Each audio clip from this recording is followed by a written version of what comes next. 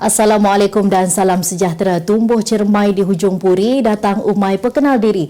Terus bersama saya Mawahid dalam 15 minit MMTV edisi 18 Oktober 2024. Kita ke berita utama.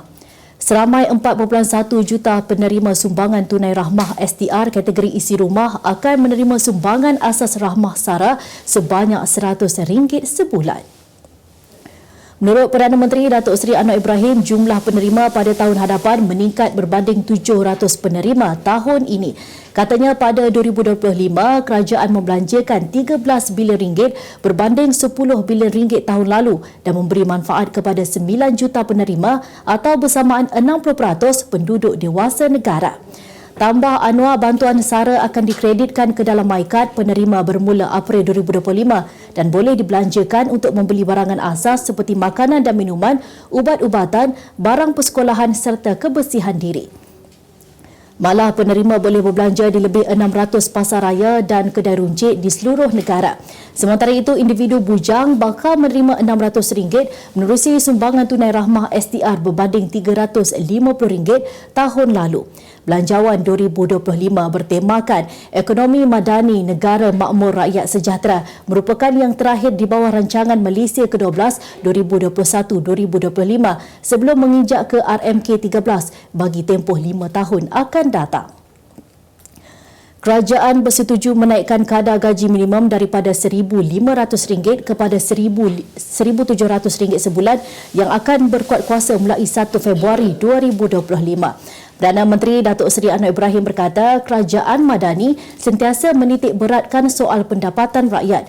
Kerajaan juga memutuskan penangguhan kuat kuasa gaji minimum RM1,700 membabitkan majikan yang mempunyai kurang daripada 5 pekerja bagi tempoh 6 bulan berkuat kuasa 1 Ogos 2025. Tambahnya, pengstrukturan ekonomi juga hanya dianggap berjaya apabila rakyat meraih gaji dan upah yang bermakna untuk menjalani hidup dengan lebih selesa.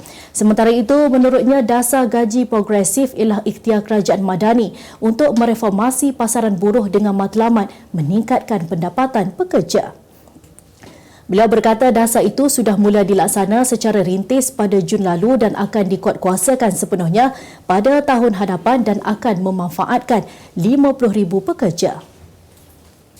Suruhanjaya Pencegahan Rasuah Malaysia SPRM membekukan akaun dan aset bernilai jutaan ringgit susulan skandal rasuah perlombongan pasir yang dikaitkan dengan Menteri Besar Selangor Perbadanan MBI.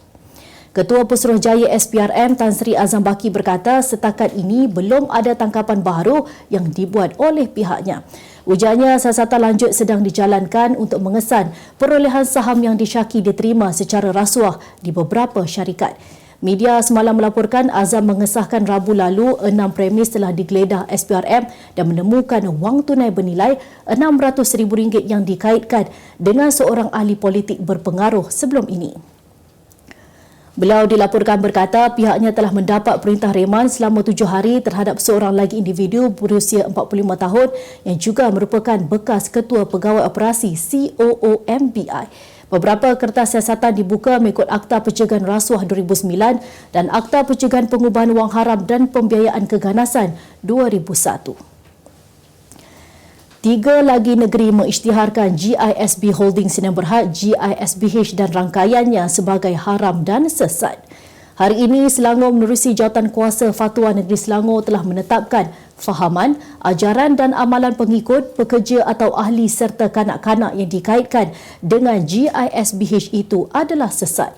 Perkara itu disiarkan dalam Warta Kerajaan Negeri Selangor Rabu lalu selepas mendapat perkenan Sultan Selangor Sultan Sharafuddin Idris Shah.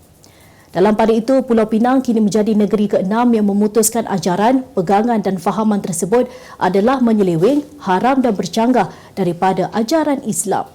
Mesyuarat Jawatankuasa Fatwa Negeri Pulau Pinang turut meminta agar mana-mana ahli jemaah GISBH dan orang Islam yang mengamalkan fahaman dan ajaran GISBH wajib bertaubat serta meninggalkan fahaman serta amalan tersebut dengan segera. Semalam, Majlis Fatwa Negeri Sabah juga telah memutuskan ajaran berkenaan menyeleweng dan haram untuk diamalkan. Buat pembaca yang meminati cerita seram, anda boleh dapatkan koleksi kisah seram terbitan Utusan Malaysia dan Kosmo dengan harga berpatutan iaitu RM25 senaskah. Untuk pembelian, anda boleh melayari laman web shop.mediamula.com.my sekarang.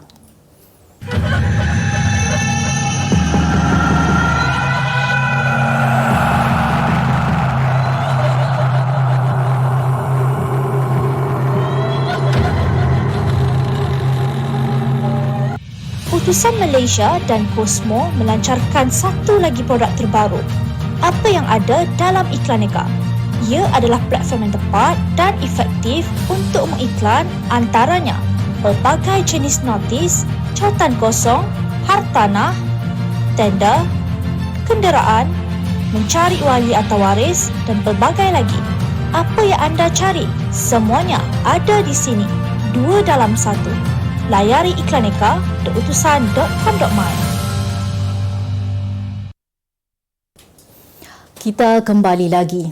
Jumlah mangsa banjir di 5 daerah di Perak meningkat kepada 1,548 hari ini berbanding 1,447 semalam.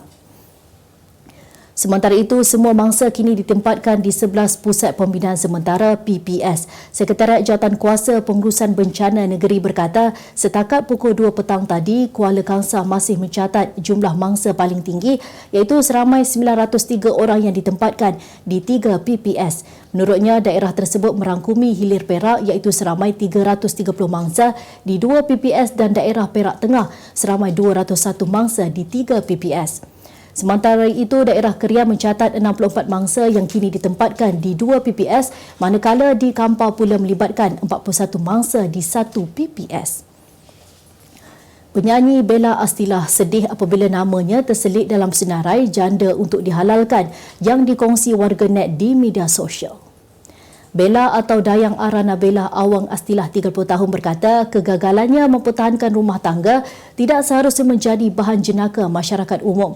Tidak mampu menyembunyikan kesedihan, bekas isteri kepada pelakon Alif Aziz itu mengakui hatinya masih hibah setiap kali memikirkan tentang penceraian. Bella menegaskan bahawa dia tidak lagi mahu bercakap tentang hal tersebut ataupun gelaran janda, sebaliknya ingin memberi fokus sepenuhnya kepada kerjaya dan anak-anak. Kenyataan itu dibuat ketika ditemui di sidang media konsert A Night with Sumandak Stars pada Rabu lalu. Berita dunia, Israel mendakwa telah berjaya membunuh pemimpin kanan Hamas Yahya Sinwar di Gaza. Menerusi Al Jazeera, sebuah kenyataan dikeluarkan Israel yang menyatakan tenteranya telah mengesan dan membunuh Sinwar dalam sebuah serangan di selatan Gaza pada Rabu lalu. Tentera dan polis Israel menjalankan pemeriksaan DNA untuk mengesahkan identiti Sinwar selepas mendakwa tenteranya telah berjaya membunuh 3 individu. Sehingga kini Hamas masih belum memberikan sebarang kenyataan rasmi berhubung dakwaan yang dibuat Israel. Tiada ulasan lanjut daripada kumpulan tersebut untuk menjawab tuduhan atau menyatakan pendirian mereka mengenai isu berkenaan. Seorang lelaki di Jepun menarik perhatian ramai kerana mempunyai 4 isteri dan 2 teman wanita pada masa yang sama. Ryuta Watanabe, 36 tahun, tidak bekerja selama 10 tahun dan hidup di bawah tanggungan isteri-isteri dan 2 kekasihnya serta dia berhasrat untuk memiliki seramai 54 orang anak. Perbelanjaan isi rumah yang bercecah RM26,300 sebulan dibahagikan antara semua isteri dan teman wanitanya dan dia mengambil peranan suri rumah seperti memasak, membuat kerja rumah dan menjaga anak-anak. Watanabe bertemu dengan kekasihnya melalui media sosial manakala isteri-isterinya diiktiraf sebagai pasangan hidup tanpa pendaftaran rasmi. Kemas kini pengetahuan anda tentang isu ekonomi dan pasaran. Merangkumi sektor hartanah, perniagaan, keuangan, komoditi, IKS, halal niaga dan dunia korporat. Sentiasa ikuti perkembangan ekonomi semasa di dalam dan luar negara. Semua informasi terkini hanya di hujung jari.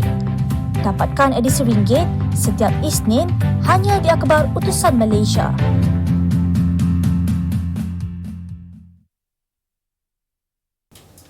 Berita ekonomi. Proton mengumumkan ketersediaan Apple CarPlay untuk pemilik kereta X70 2025 dan terus mengukuhkan kedudukannya sebagai jenama kenderaan utiliti sukan SUV premium di Malaysia.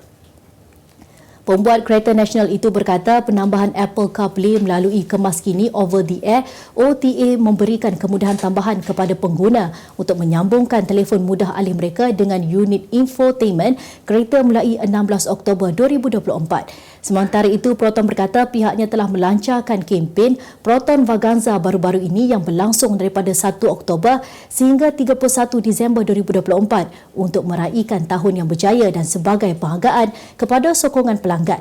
Sepanjang tempoh ini, promosi khas dan rebate sehingga RM7,000 serta nilai trade-in sehingga RM1,800 di cawangan terpilih tersedia untuk mereka yang membeli Proton X70 2025. Sejumlah 53 penguatkuasaan halal dilaksanakan Kementerian Perdagangan Dalam Negeri dan Kos Sara Hidup KPDN dengan jumlah keseluruhan nilai rampasan merekodkan sebanyak RM1.81 juta. Menterinya Datuk Armizan Muhammad Ali berkata penguatkuasaan dalam tempoh Januari hingga September lalu itu adalah berkaitan kesalahan penggunaan logo halal palsu dan tidak menggunakan perakuan halal daripada pihak berkuasa berwibawa. Ujarnya KPDN turut melaksanakan pindaan ke atas jadual kedua di bawah Perintah Perihal Dagangan, Kurungan Perakuan dan Penandaan Halal 2011 berhubung penambahan senarai Badan Pensijilan Halal Luar Negara yang diiktiraf Jabatan Kemajuan Islam Malaysia JAKIM. Jelasnya penambahan itu menjadikan jumlah keseluruhan Badan Pensijilan Halal Luar Negara yang diiktiraf JAKIM adalah sebanyak 88 pihak berautoriti merangkumi 49 buah negara di seluruh dunia. Jelasnya, kementerian akan mengambil tindakan tegas sekiranya berlaku ketidakpatuhan oleh pihak yang berkaitan dan boleh didenda bagi syarikat tidak melebihi RM200,000. Berita sukan. Beregu wanita utama negara Perlitan M. Tina mengesahkan kemarahan ke suku akhir terbuka Denmark malam ini selepas berhempas pulas menjinakkan wakil Korea Selatan Lee Yu Lim Shin Song Chan semalam. Perli Tinah pada awalnya bermula tempang apabila tewas pada set pertama 2022 sebelum bangkit pada set kedua menerusi kemenangan 21-18. Ketika perlawanan berlanjutan pada set penentuan, Perli Tinah meneruskan kebangkitan dan menang 21-16 dalam tempoh 70 minit. Pasangan beregu negara ranking ke-8 dunia ini bakal berdepan pasangan ranking ke-6 dari Jepun, Ki Nakanishi Rin Iwanaga pada jam 8 malam ini di Fin Arena Odense. Kesatuan Olahraga Malaysia KOM menerima sebanyak 60 permohonan daripada luar dan dalam negara untuk menjadi ketua jurulatih bagi 6 disiplin sukan tersebut. Pengarah teknikal kejurulatihan KOM, Robert Balat berkata setakat ini pihaknya telah menyenarai pendek senarai calon berpotensi namun masih menunggu keputusan Majlis Sukan Negara MSN meluluskan permohonan peruntukan. Jelasnya proses temuduga calon hanya dapat dilakukan selepas KOM mengetahui jumlah peruntukan yang diluluskan MSN. 6 disiplin tersebut merangkumi lari pecut, lari berganti-ganti, lari berpagar, lari jarak jauh, lompat kijang, lompat tinggi dan lompat bergalah, balingan merangkumi baling tukul besi, lempar cekera, lontar lembing serta lontar peluru dan lumba jalan kaki. Dalam pada itu, Balat turut berharap agar MSN dapat meluluskan peruntukan dengan kadar segera memandangkan calon yang memohon jawatan tersebut berkemungkinan akan dilamar oleh negara lain. Sebagai penutup 15 minit MMTV hari ini, saksikan laporan cuaca esok Sabtu 19 Oktober 2024. Jangan lupa dapatkan akhbar utusan Malaysia dan Kosmo untuk berita-berita terkini dan menyeluruh. Sekian sahaja daripada saya Umar Wahid. Assalamualaikum dan selamat berhujung minggu.